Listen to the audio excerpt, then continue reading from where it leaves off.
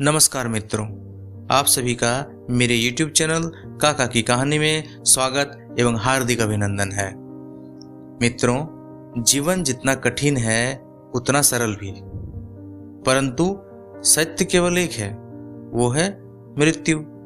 क्या हम अपना भविष्य जानकर भी अपने मृत्यु से बच सकते हैं?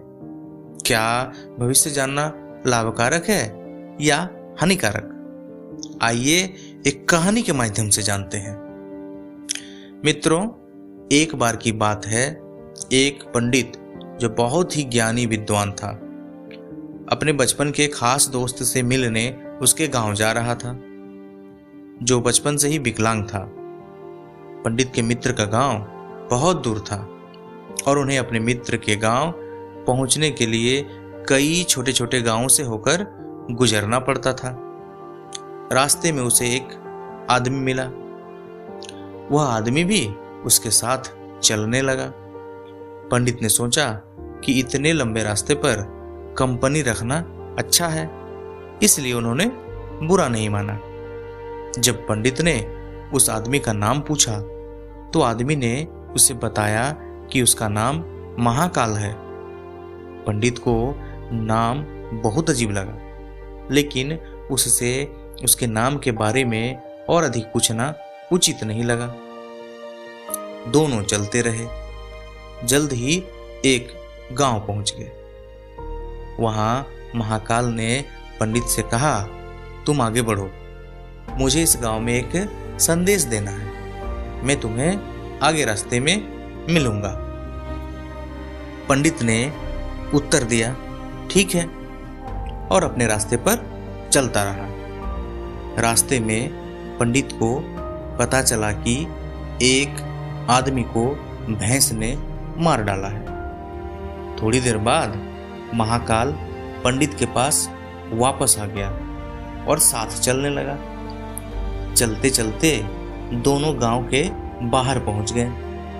वहां उन्होंने एक छोटा सा मंदिर देखा। वहां रहने की व्यवस्था ठीक लग रही थी और पंडित के मित्र का गांव अभी बहुत दूर था, अतः उसने वहीं रात्रि विश्राम करने का निश्चय किया।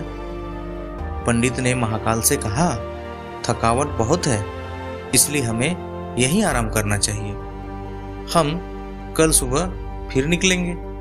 महाकाल ने उत्तर दिया, ठीक है, लेकिन मुझे पास के गांव में किसी को कुछ देना है, इसलिए मैं वह देकर वापस आता हूं। इतना कहकर महाकाल वहां से चला गया। थोड़ी देर बाद पंडित ने देखा कि गांव से धुआं उठ रहा है और धीरे धीरे पूरे गांव में आग लग गिर रही है। यह वही गांव था जहां महाकाल गया था।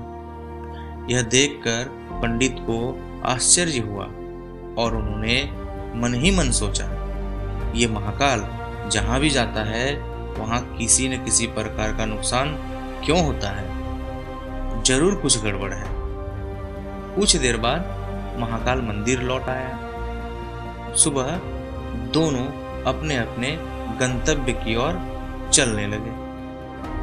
कुछ देर बाद एक और गांव आया और महाकाल ने पंडित से कहा, तुम आगे बढ़ो, इस गांव में भी मेरा कुछ काम है, इसलिए मैं रास्ते में तुम्हें बाद में मिलूंगा। इतना कहकर महाकाल चला गया। इस बार पंडित आगे नहीं बढ़ा और महाकाल के पीछे पीछे चल पड़ा कि वे कहाँ जाता है और क्या करता है। जब पंडित महाकाल पर नजर रख रहा था तब उन्होंने सुना कि एक आदमी को सांप ने काट लिया और वह आदमी मौके पर ही मर गया। पंडित ने वहां कुछ नहीं कहा और दोनों अपना अपना रास्ता चलने लगा।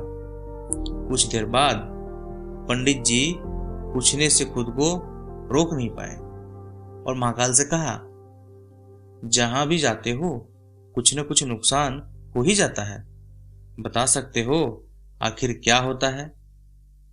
महाकाल ने पंडित को उत्तर दिया, तुम एक बुद्धिमान व्यक्ति लगते हो, इसलिए मैंने तुम्हारे साथ चलना शुरू किया, क्योंकि बुद्धिमानों की संगति हमेशा अच्छी होती है।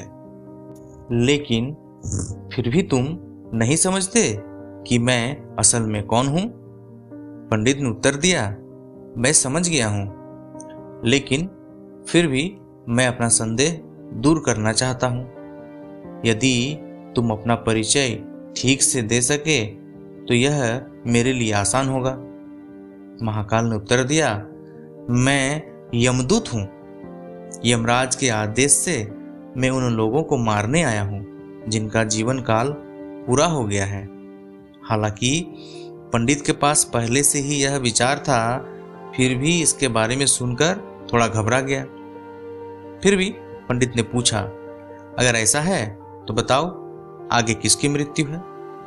महाकाल ने बताया, अगली मृत्यु तुम्हारे उस मित्र की है जिससे तुम मिलने जा रहे हो, और तुम उसकी मृत्यु का कारण बनोगे। यह सुनकर पंडित स्तब्ध रह गया और वो बहुत निराश हुआ। उसने मन ही मन सोचा, महाकाल ने जो कहा वह सच है तो मेरा दोस्त मर जाएगा, और वह भी मेरे वजह से। मैं उसकी मौत का कारण नहीं बनना चाहता। मुझे उनसे मिलने उनके गांव नहीं जाना चाहिए। बस जब पंडित यह सोच रहा था तभी महाकाल ने कहा, मुझे पता है कि तुम क्या सोच रहे हो, लेकिन तुम अपने दोस्त से मिलने नहीं जाओगे तो भाग्य नहीं बदलेगा। तुम्हारे मित्र की मृत्यु निश्चित है और यह अगले कुछ क्षणों में होने वाला है। महाकाल के मुख से यह सुनकर पंडित चौंक गया, क्योंकि महाकाल उसके मन की बात पढ़ सकता था। इस कारण पंडित को विश्वास हो गया कि महाकाल वास्तव में यमदूत है। इसलिए वह तुरंत अपने गांव लौटने के लिए वापस मुड़ा। लेकिन जैसे ही वह पीछे मुड़ा, उसने देखा कि एक आदमी तेजी से उसकी ओर आ रहा है। जब आदमी करीब आया तो पंडित ने महसूस किया कि यह उसका वही दोस्त है जिससे वह मिलने जा रहा था। उसे देखकर पंडित को एहसास हुआ कि उसका दोस्त बहुत थक गया है और ऐसा लग रहा था कि जैसे लंबे समय से उसका पीछा कर रहा था।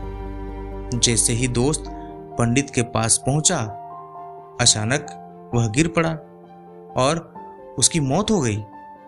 पंडित ने आश्चर्य भरी निगाहों से महाकाल की ओर देखा, जैसे पूछ रहा हो कि उसके दोस्त को क्या हो गया। महाकाल ने यह समझकर कहा, तुम्हारा दोस्त पिछले गांव से तुम्हारा पीछा कर रहा था, लेकिन एक पैर से विकलांग और गूंगा होने के कारण तुम तक नहीं पहुंच सका, नहीं वह तुम्हें बुला सका। उसने तुम तक पहुंचने के लिए शरीर की सारी ताकत का उपयोग किया, लेकिन बुढ़ापे में शरीर में उतनी ताकत नहीं है, इसलिए तुम्हारे दोस्त की मौत दिल का दौरा पड़ने से हो गया और तुम्हारी वजह से उसने अपने शरीर की सारी हदें पार कर दी थी।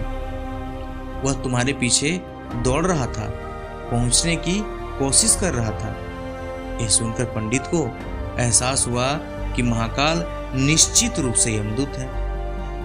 पंडित ज्ञानी व्यक्ति था और जानता था कि मृत्यु को कोई नियंत्रित नहीं कर सकता और सभी को एक न एक दिन मरना ही है। इसलिए वह उस समय खुद को संभालने में सक्षम था। जब पंडित ने उत्सुक होकर पूछा, क्या तुम बता सकते हो कि मेरी मृत्यु कब और कैसे होगी? महाकाल ने उत्तर दिया, यद्यपि किसी भी जीव के लिए यह जानना उचित नहीं, क्योंकि कोई भी प्राणी अपनी मृत्यु के बारे में जानकर परेशान हो जाता है, लेकिन तुम एक बुद्धिमान व्यक्ति हो और यह देखकर कि तुम अपने मित्र की मृत्यु को कैसे स्वीकार कर पाए, मुझे ऐसा लगता है कि तुम अपनी मृत्यु के बारे में जानकर भी हैरान या परेशान नहीं होंगे। फिर महाकाल ने बताया, आज से ठीक 6 महीने बाद तुम्हें किसी दूसरे राजा के राज्य में फांसी दे दिया जाएगा और आश्चर्य की बात है कि तुम स्वयं अपनी फांसी को सहर्ष स्वीकार करोगे। महाकाल ने जाना शुरू कर दिया, क्योंकि अब उनके पास पंडित के साथ चलने का कोई कारण नहीं था। महाकाल के चले जाने के बाद पंडित ने अपने दोस्त के लिए मृत्यु के बाद के सभी अनुष्ठान किए और अपने गांव वापस लौट गया। मित्रों, अब कहानी में एक नया मोड़ आता है। क्या पंडित को सच में फांसी होगा? क्या पंडित अपनी फांसी को सहर्ष स्वीकार करेगा? और अगर करेगा तो उसकी फांसी कैसे होगी? जानने के लिए जरूर सुने अटल फांसी पार्ट 2। तो मिलते हैं आगे की कहानी लेकर। तब तक अपना ख्याल रखें और सुनते रहें काका की कहानी। धन्यवाद।